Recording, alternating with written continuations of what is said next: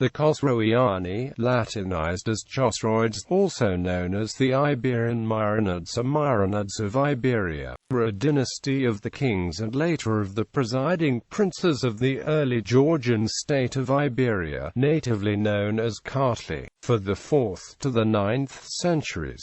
The family, of Iranian Mihranid origin, accepted Christianity as their official religion c. 337, and maneuvered between the Byzantine Empire and Sassanid Iran to retain a degree of independence. After the abolition of the Iberian kingship by the Sassanids c. 580, the dynasty survived in its two closely related, but sometimes competing princely branches, the elder Chosroid and the younger Mihranids, down to the early 9th century when they were succeeded by the Georgian Mihranids on the throne of Iberia. Origins. The Chosroids were a branch of the Mihranid princely family, one of the 7 great houses of Iran, who were distantly related to the Sassanians, and whose 2 other branches were soon placed on the thrones of Georgian and Gardmin, the 2 Caucasian principalities where the 3 nations, Armenians, Albanians, and Georgians, commingled. According to the Georgian chronicles, the first Chosroid king Mihranids III was installed, through his marriage to an Iberian princess Abeshira, on the throne of Iberia by his father, whom the Georgian chronicles refer to as Chosroes, great king of Iran. Another medieval Georgian chronicle, conversion of Kartli, is at odds with the tradition of life of the kings of the Georgian chronicles and identifies Mihranids as the son of King Lev, successor of King Aspacuos I.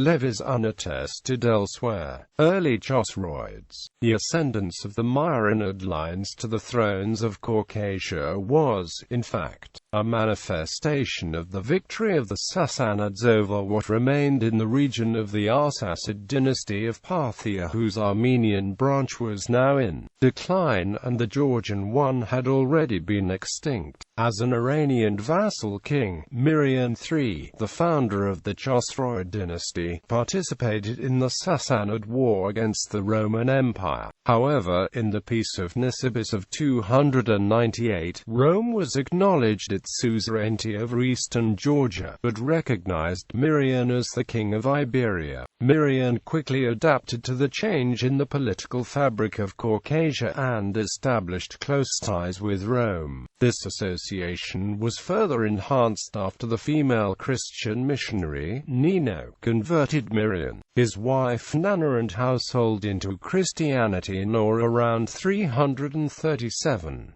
However, the Sassanids continued to vie with Rome for influence over Iberia, and succeeded in temporarily deposing Mihranids' Romanophile successor, Sauromaces II, in favor of the pro-Iranian Aspacuos II in 361.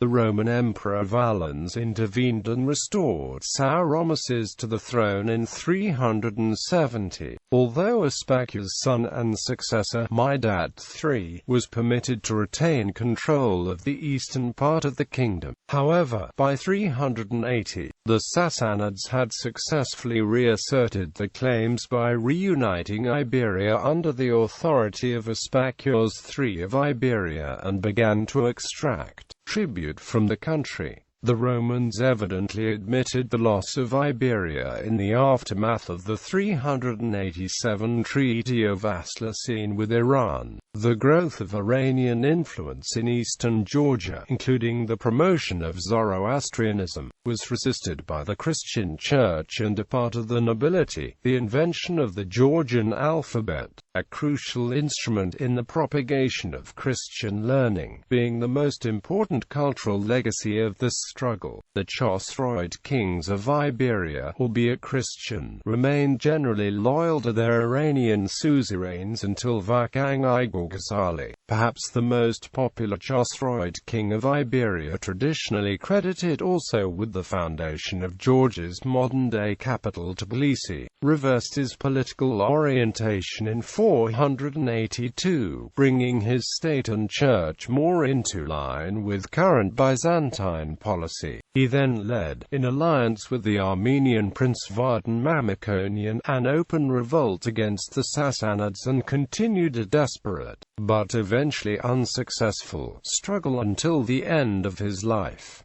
Later Chosroids. After Vakhtang I's death in 522, the family went in decline and exercised only a limited authority over Iberia, the government being effectively run by the Tbilisi-based Iranian viceroy through the compromise with local princes. When Bacchus III of Iberia died in 580, the Sassanids seized opportunity to abolish the monarchy, without much resistance from the Iberian aristocracy. Dispossessed of the crown, heirs of Vakhtang I remained in the mountain fortresses, the senior Chosroid branch in the province of Kakheti, and the minor one, the Garamids, in Klarjeti and Javakheti. A member of the latter branch, Garami, revolted in 588 from the Sassanid rule and pledged his loyalty to the Byzantine Emperor Maurice, being bestowed with the high Byzantine dignity of Curopalates. He succeeded in restoring the autonomy of Iberia in the form of a presiding principate, a rearrangement that was accepted by Iran in the Peace of 591, which divided Iberia between Byzantium and Iran at Tbilisi. Garam's son and successor, Stephanus I, transferred his allegiance to the Sassanids and reunited Iberia, eventually drawing a vigorous response from the Byzantine Emperor Heraclius, who, in alliance with the Khazars, campaigned in Iberia and captured Tbilisi after an uneasy siege in 627.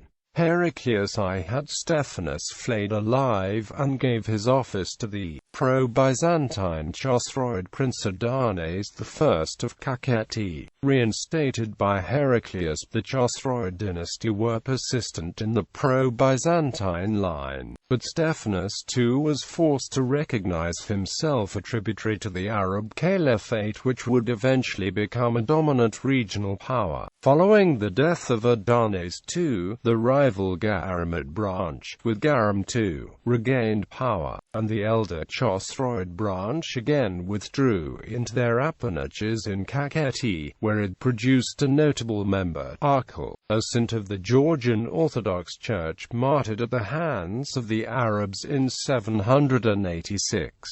Upon Arkil's death, his elder son Ivan evacuated to the Byzantine-dominated region of Igrisi in western Georgia, while his younger son Wansha remained in Kakheti and married Latavrik, daughter of Prince Adarnase of Erusheti Artani, the forefather of the Georgian Bagratid dynasty. The main Chosroid branch outlived its younger Garamid line, extinct since 786, by 2 decades. With Wansha's death in c. 807, it too died out. The Chosroid possessions in Kakheti were taken over by the local noble families, who formed a succession of chorepiscopi down to the 11th century, while the Garamid estates passed to the relatives from the Bagratid dynasty. List of the Chosroid rulers, kings of Iberia: Mirian III, 284–361 Rev. Co-king 345–361. Sauromases II, 361–363, Diarch 370–378. Aspacuros II, 363–365, Midat III, 365–380, Diarch 370–378. Aspacuros III, 380–394, Tridar 394–406. Pharasmanes IV, 406–409. Midat IV 409 to 411. Arkle 411 to 435. Midat V 435 to 447. The Vaktang I 447 to 522. Dachi 522 to 534.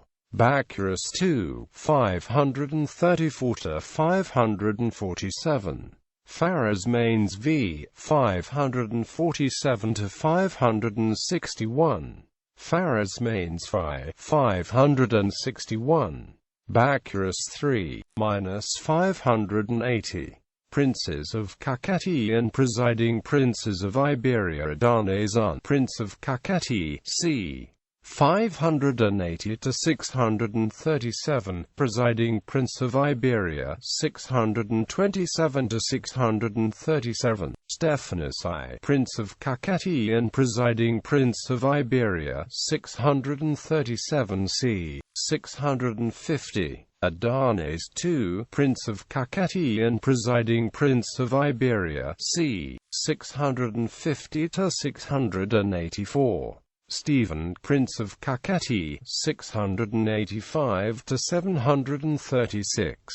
Mihr, Prince of Kakheti, 736 to 741. Arkle, the Martyr, Prince of Kakheti, 736 to 786. Ivan, Prince of Kakheti, 786 to 790.